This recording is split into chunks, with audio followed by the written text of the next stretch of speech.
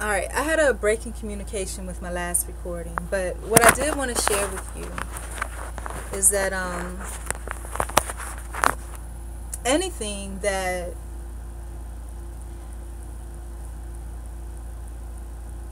you put out on the internet, it scares me a little bit, but it does not belong to you. I've been seeing a lot of videos lately where people were complaining that when they talked about certain topics, and they sound scary and they sound a little crazy, but a lot of people are actually taking the time to vocalize it, that when they talk about certain topics and or they profess a certain type of way of living or belief, that a lot of times that these videos are not being posted, or there's other arbitrary effects that happen to them. And I have that happen quite a few times. Not that I'm saying anything world changing, but sometimes one man's trash is another man's treasure. It might be something that's very important to me. And I was recording the final part of my church conversation. Basically, the lady pretty much ignored me, tried to make it seem like it was something that it wasn't. And it got to the point where I was just annoyed, and I was just like, you're really, making it something that is not. I'm just asking you, would you be willing to try it or not, period. So I went over to the deacon.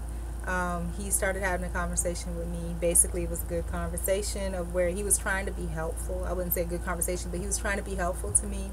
But at that point, I felt like I had really overstayed my welcome. I should have been long gone after the morning service. But I came back because of the true spirit of someone that seemed like they honestly and earnestly wanted me to come back. The feeling that I got in addition to that, the pastor walked by. He patted me on the back. He was like, "Is everything okay here?" So I don't know if he was saying, "Is everything okay?" Like, did I have this guy trapped in a corner or something like that? Which, I did not. You know what I mean?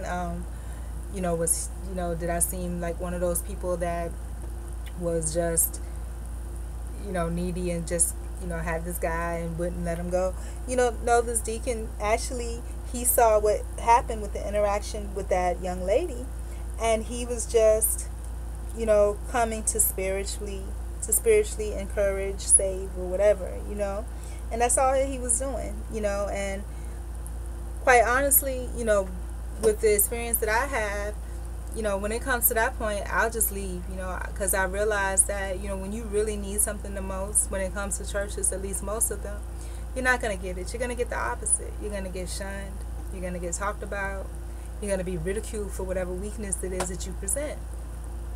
So, but he was good enough to stop and listen. Another young lady, I think, overheard the conversation, and she probably, they all know each other, I'm sure, knew the deacon and was like, okay, this seems like it's going the wrong way as far as the pastor walking by saying what he said. Then me, when he was asking me, he asked me, did I say Glenda or Gloria? And I was like, oh, I said Gloria. And I think he knew what I said, but I think that he didn't want to refer me to the Gloria person because he knew that was not the type of person that I would need or want to deal with. Or maybe it was the Spirit of God interacting with that. I don't know, but she was definitely not the type of person that I needed to interact with. And then I was just like, well, no, I was asking, it was Gloria, and the reason I was asking was because they were having some kind of food thing this weekend, and I wanted to make something, and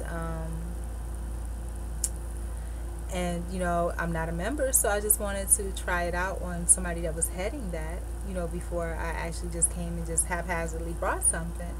And then he was just like, well, why aren't you a member? And I was just like, well, that's just propaganda. That's a piece of paper. It means absolutely nothing. It's about your presence. It's just like a marriage. It's a relationship. And once you get involved in something, if you're really married or whatever like that, your relationship with God and whatever, you don't have to have it on paper. I mean, it's evident. This is where you fellowship. This is where you are happy. This is where you commune. And I guess like a young lady overheard it, and it was getting really deep, and I was just really ready to go. And the lady, she was probably exhausted by listening to it. She overheard, and she was just like, "Hey, Deacon such and such," kind of to, she didn't want him to be in a funk of where something was wrong. You know what I mean? So just and I'm not doing a very good job expressing this as I did the first time. The first time it was eaten by the system or whatever. But I do need to learn to take up for myself. Whether it be in church, personally, professionally. That's the thing. I don't get any respect at all. And the first thing that I always do, I always go to the women first, because I feel like that's proper protocol. Being a single woman and being as honest as I am, even without words, I'm honest. You can clearly see, what I'm saying, that, I have a spirit of solitude, loneliness, that I'm by myself. I don't have family. I don't have friends. And for a person like me, it's misperceptions, you know what I'm saying? To even say hello, even sit in the same row, you know what I'm saying, as a male. People just, they look for the negative anyway, so people have the wrong perceptions, and then they'll make it something that, again, is completely not, and I really don't want to go there, So, that's that, and basically, my thing is that with the church situation, for right now, there were people that were kind, and I do think that they deserve my thanks.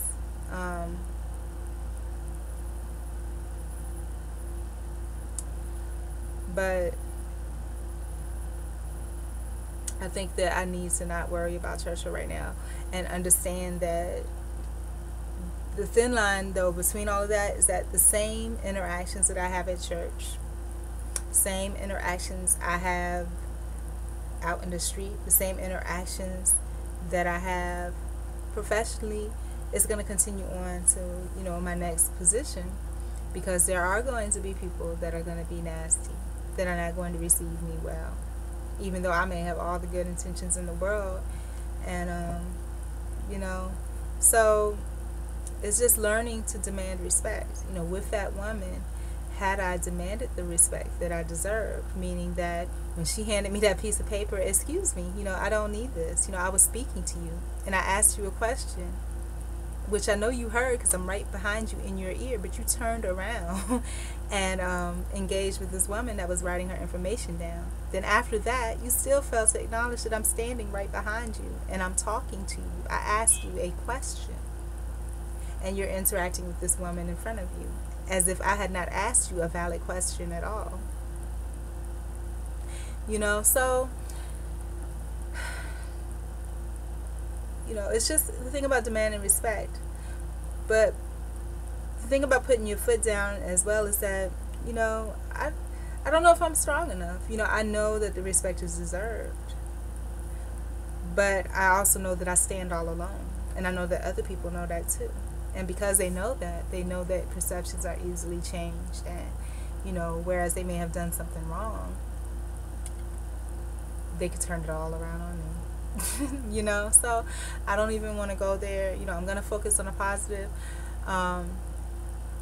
That person I will not talk to again. Maybe what I'll do is I'll make little care packages of goodies for people that I like. And I hate it to do, I hate it. I don't like doing that because I don't like, if it's well received, I don't want to leave certain people out. But that's what I'll do. Maybe I'll make packages for people that I like and ask them if they like it, and that's it. I don't know, or maybe I'll just leave that church alone altogether.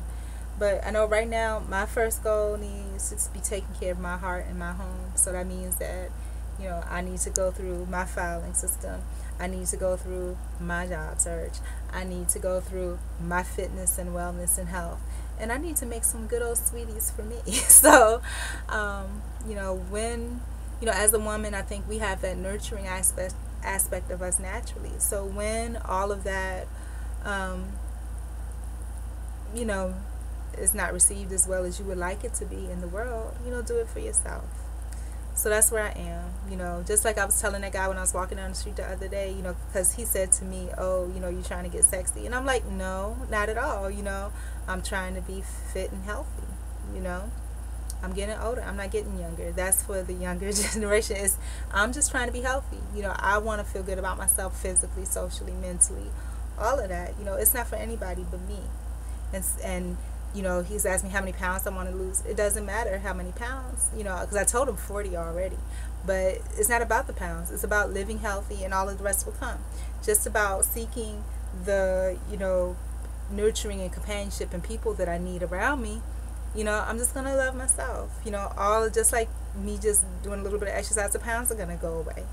But the same thing with the nurturing part. When I nurture myself, all that rest is going to come naturally. So I don't even have to worry. So let me get into nurturing myself. I got some stuff I need to work on at home. I'm going to do my crunches. I am going to go over to the park to find out where it is. So see if they actually have the gym up and running today and what days they have it so I can work out. God bless. Much love and peace.